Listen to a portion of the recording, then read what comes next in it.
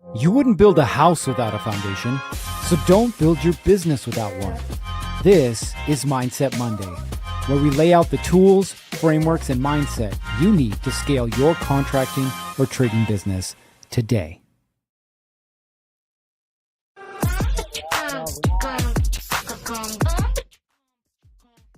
We're going live in multiple places today. We're having some fun with this, but not the iPad, because the iPad is not being nice to me today. We'll get it next week. Welcome back to Mindset Monday. I'm your host, Gerritt Bake. We're here live in Salt Lake City, Utah. Where are you at? You guys know the drill. Go ahead and drop your name and your business name, and we will give you the good old shout out, as they like to say. Let's see. Who do we got today? Nobody. Just kidding. Cancel. Let me see here. Let me get this thing up and running. Close that out. There we go. Got rid of that echo. So if you're here with us live, you guys know the drill. Go ahead and give us your name and your business name, and we'll give you the good old shout out. So we are working on running this thing live on the school platform and inside of YouTube and Facebook and wherever the hell else we are. Let's see what we can do with this thing. Now, the topic for today, right? It's Monday. We are in March. Like, can you believe we're in March already? Which means we're already 2 months into this year, which means if you've been waiting for something to happen, you're 2 months behind the people who have already been doing the stuff that they need to do to get the results that they want to get out of their life, right? And ultimately out of their business. So the question that you have to ask yourself is why? Like, why am I at where I'm at today? Why are things not happening the way that I want them to happen? Why is it that I don't seem to be getting the results that I want out of my business, right? And that's the crazy thing is, more often than not, what we end up wanting to do is blame someone or something else for the lack of results that we have, right? Now, I'm in this really unique place, which you're probably in a very similar place. You got some guys, right? You're growing and it just feels like things aren't moving as fast as you'd like them to move. Or it just feels like, man, you're just kind of stuck right now, right? The problem that you have has little to do with the weather, the economy, whatever the hell else is going on overseas, and more to do with you and your ability, not just to talk to people, not just to hire people, not just to create roles and responsibilities, but ultimately to manage people, right? And what does it take to manage people? Because true growth doesn't happen by you doing more. In fact, we had a plumbing business in here on Thursday and two partners, and we were talking about this. They hustle and grind and work their way to 2 million a year, right? Which isn't bad, but it wasn't where they wanted to be. They both wanted to be above 10. But how do you get from 2 to 10, right? The things that got you to 2 won't get you to 10. Now, if you guys are here with us live, go ahead and drop your name and your business name in the comments, and we'll give you the good old shout out, as we like to say, right? Now, if what got us to 2 won't get us to 10, what do we have to change? What do we have to do? Well, there's a couple things. In the premise of today's conversation centers around understanding what leadership truly is, right? And the meeting or meetings that you need to have on your calendar that will help you get there. But understand that at the core of it all lies one person, and that's you. Now, you may tell me, oh, well, I have a business partner, or my dad's involved, or whatever the thing may be. But I can tell you factually that if you don't take responsibility for the problems that are happening in your business, you cannot own the solutions. You can't. You're waiting for someone or something else to handle it. Okay. So let's work this thing backwards. Okay. Let's say, for example, you're doing at least 7 figures. Now, I know a few of you guys aren't doing 7 figures, and that's okay. But a few of you are, and a few of you will get to that point this year. Great. So you're around 7 figures. You got a couple guys on your team, maybe a project manager, a lead, a foreman, a couple of laborers or apprentices, whatever title you want to use. You got somebody helping you in the office, maybe a couple of people, maybe you have a virtual assistant. And you're at this point where you're like, man, the business is coming in, maybe not as consistently as wanted to, but the business is coming in. It just doesn't seem that we can get out of this hole that we're in. It just doesn't seem like we can get unstuck from where we're at right now. And the question comes up that why? Why is it that we can't get unstuck? Why is it that it feels like I'm repeating myself over and over and over and over again like a damn broken record? New job, same problems. Doesn't seem any different. So what is it that needs to happen? Well, let me work things backwards. For those of you that don't know, I was a police officer in Arizona, and I had a great time, learned some stuff, screwed some stuff up, had a couple of really good bosses and had a couple of really bad bosses. But I will tell you that most of the time that I spent working there was in what we called special operations. Now, what is special operations? It's a really cool name for saying SWAT, narcotics, undercover, things like that, right? And the first time I stepped into that world, I thought, hey, cool. I don't have to wear a uniform anymore. I can go to work at shorts and a t-shirt, right? I get some cool weapons and some cool cars and some cool toys, right? That's what I thought it was all about. Little did I realize that the success that happens in that environment has everything to do with structure, with organization, and with accountability. Like, that's it. In fact, you want to know something crazy? I bet if I didn't teach you how to market, if I didn't teach you how to run jobs, if I didn't know anything about sales or anything like that, finances, and if I just helped you bring structure, organization, and accountability to your business, you would double next year. Period. Why? Because it's such a hard skill, not only to learn and master, but then to create an environment around.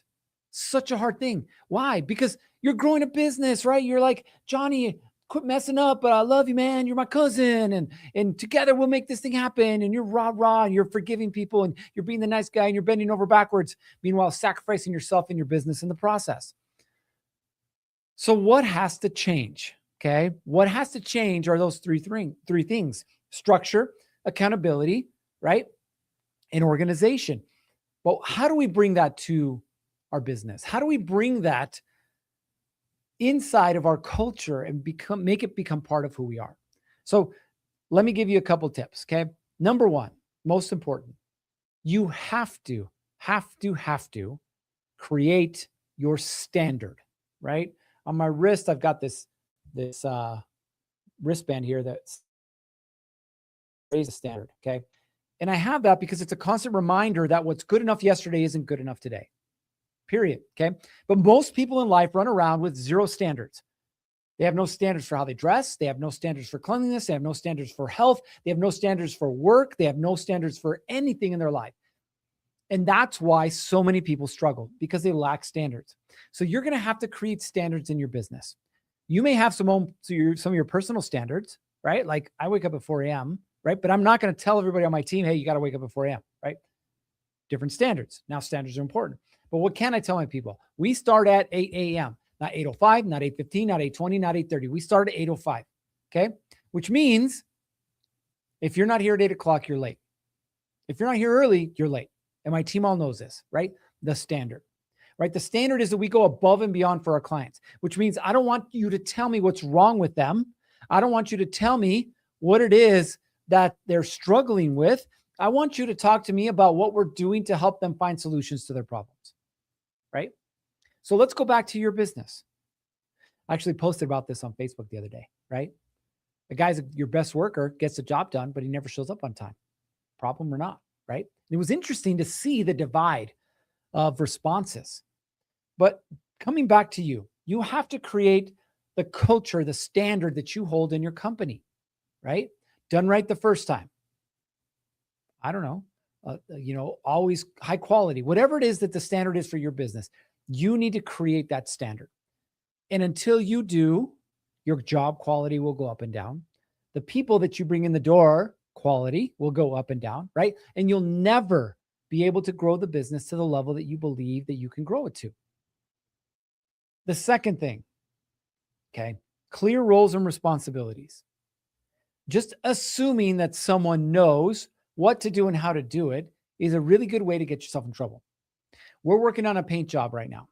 It's a commercial project. We've been working on that project for 6-7 months now. It's been a while. We're at the point where they did the final walk today. And we have the painting company that we hired, okay, that is still refusing to accept responsibility for some of the errors that they made. Like these particular doors, they try to roll the doors. Can't roll these doors. You got to spray them. So now they got to be redone, right? And there's a whole lot of finger pointing as to who's responsible for it. Instead of just assuming responsibility and going, hey, you know what? We screwed up. We're going to fix it. Now, let me ask you, from my perspective, how likely is it that I want to use this company again in the future? Refusing to accept responsibility, trying to sneak in change orders. Like, I don't want to work with them in the future. Okay. So why would somebody want to work with and for you in the future? Same thing. Okay. You have to create the standard. Okay. And they need clear roles and responsibilities. What's expected out of them and how do you expect them to do it? We walked through with every sub that we worked with on this project. We walked through the project with them, plans in hand, what was expected and how was expected of it. My wife, who's our project manager, was there every day showing them exactly what needed to be done. And yet still problems, and yet still errors, and yet still no one accepting responsibility. But what does that tell us? It tells us exactly what we need to know, which is this company is not going to be a company that we're going to work with in the future. Not because they're not good people, but they're just not the right people. They're not the people that want to build like we want to build. They're not the people that want to be held accountable like we want to be held accountable, right? They're not. And so if we continue to do business with them, what's going to happen to our business? It's going to go in the toilet, period. Okay. So you need clear roles and responsibilities. Now, the third thing, and this is really important, okay, which is accountability. Now, accountability is somebody committing to something, okay, and then someone external or outside of them holding them to the standard that they committed to, right? So I gave a little bit of an example there, but I want you to think about it this way. If the standard is we close 30% of our jobs and you as a salesperson is required to close 30%, me saying it's okay for you to close 12% means zero accountability. If I expect you to be at work at 8 and I talked about it and it's part of our policy and procedures that you signed off on and you keep showing up at 8:15 and 8:30, zero accountability, right? I'm not holding you to the standard that you committed to. I create the standard and you opt into it. But ultimately, at the end of the day, if you don't hold yourself to the standard and I don't hold yourself to the standard, it's my fault. There's zero accountability. Now, I want you to start thinking about this in your business. If I was to ask you what level of accountability you have in your business, what would you tell me? Would you tell me that you have a little bit? Would you tell me that you talk about it at night with your spouse? Would you say you have a lot of it? Like, where do you lie in this whole spectrum of accountability? What I tell people is keep it simple, right? You have to be accountable to yourself first. Which if you tell yourself, I want to build a $2 million a year business, then you have to take the steps necessary to get there. Accountability being one of them. Okay. But at the end of the day, you are the one that sets the rules. And more importantly, you have to hold people accountable to the rules. There's a plumbing company we work with in California. Okay. They'll do probably, 18 million this year. And when you think about an $18 million a year company, you're like, man, they've got to be so structured and they got to be so organized. No. When we first started working together, we had problems. We had issues. Now, what were some of the issues? Well, accountability was the big one. Okay. So the way this plumbing company works is they have a third-party company that sends them jobs. Okay. And their job is to go fulfill those jobs, whether it's to snake a drain, replace a toilet, clear out a sewer line, whatever the thing is. So the way that they work, right, is they have their guys come to the warehouse, pick up the supplies for the jobs that day, and then drive out to the job, right? Now, the problem that they were having was they expected everyone to be at the warehouse before 8 a.m. expected. Except you had people rolling in at 7:30, 8, 8:45, 9:15, 10, 10:30 in the morning. Okay. Now, because this business was in California, you and I both know traffic in California, not so good. So, what was the problem that they were having? Their teams were underperforming because they couldn't get the work done in the amount of time that they had, because they weren't available in the amount of time that they had. So, what did we come up with? Well, something very simple. We said, you need to hold your people accountable. And this is what we did. We said, okay, Friday, you're going to have a meeting with your entire service department. And you're going to say, okay, guys, all your techs. Okay, guys, starting Monday, you're required to be here by 8 a.m. At 8 a.m., we're going to close the roll-up door. If you're not here by 8 a.m., you won't get your materials for the day, which means you don't have any work, which means you're going to go home. There's a little pissing and moaning. Oh, that's BS, blah, blah, blah, whatever. But they made it super clear. Everybody was there. Everybody heard it, right? Everybody understood it. Monday morning, by the way, they have 40 techs. Monday morning, 30 of the 40 techs were there by 8 a.m. And what did they do? They closed the roll-up door. So you had 10 guys who weren't very happy, who rolled into the office yelling and screaming. Two of them didn't come back after Monday. The other 8 were there by 8 a.m. The standard, right? Now, instead of wasting 2.5 hours a day, which we can do math, we don't have time for it now, but we can do math as far as like, okay, what's the daily rate? Okay, how many hours are we paying? Okay, what about this? What about this? What about this? And realizing how much it was losing the company. Okay, we could talk about that. But what really mattered was the fact that they created a standard and they held people accountable to that standard. And yes, listen, sometimes you're going to have to make an example out of people. It's just reality, right? Sometimes that person that you love and care for, that person that's been with you since the beginning, they got to go. They got to go because they're the reason that you're not going to get to where you want to get to. 2 million, 4 million, 12 million, 20 million, right? I'll give you another example. There's a caulking and waterproofing company I work with here locally. Good friend of mine, okay? And we do this particular exercise with behavior profiling, right? And we use it to put the right person in the right seat more than anything. But as we're doing this exercise, he realizes, right, light bulb moment, he realizes that this guy that he has in his project manager role is costing him money. Now, not because he's not a good guy, he's just the wrong guy, right? Sent an email to a client, lost $40,000. Had the wrong supplies going up, the wrong material going up on a job, had to strip it back down, buy the right supplies, and then reapply it. Lost time, lost money. And he realized he wasn't the right guy. Now, at that point, he gets to make a decision. Am I going to keep this guy around? Or am I going to find a new guy? What do you think his first reaction was? Yeah, you guessed it. Hey, is there another place where I could put this guy? Because I really like this guy. He's a friend of mine. He's been with me for years and everything. I was like, look, you have the decision. You have the data. You have the information now. It's your choice. It's your choice whether you keep him around or not. You already know, though, if you keep him in this position, what's going to happen? He's shown you, and I've shown you behind the scenes that he doesn't have the behavior profile for what you're looking for. So it's your choice. Your choice if you're going to keep him around. Your choice if you're going to continue to put up with the fact that he's costing you money. Your choice to move him to another position where he may do the same thing. Or your choice to put him in a position where he has somebody who can control. Your choice, right? So at the end of the day, understand it's your business and it's your choice. Whether you succeed or fail, again, has little to do with the environment, the weather, political nature, or what's happening overseas, and has everything to do with you. You might be saying, oh, there's less jobs. Maybe, but that doesn't mean there's no jobs. Who's getting the jobs then?